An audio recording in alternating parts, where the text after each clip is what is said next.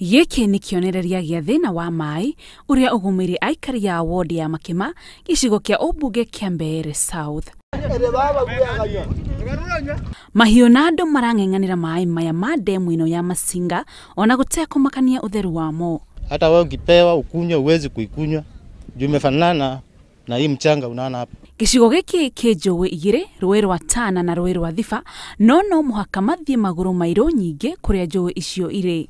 Tunaumia sana sababu tunatoka tuseme kilomita 7 kwenda huko kwa mto.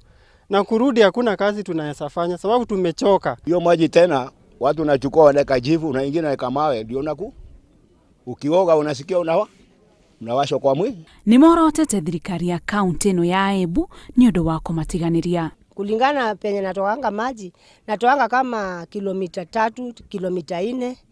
Na uanga tunakuanga na shinda mingi sana. Mwena-inĩ wake, MCA wa gĩcigo gĩkĩ augĩte arĩ na mũbango wa kuona aikari aya nĩ mateithĩka na maĩ matheru ma kũnyua.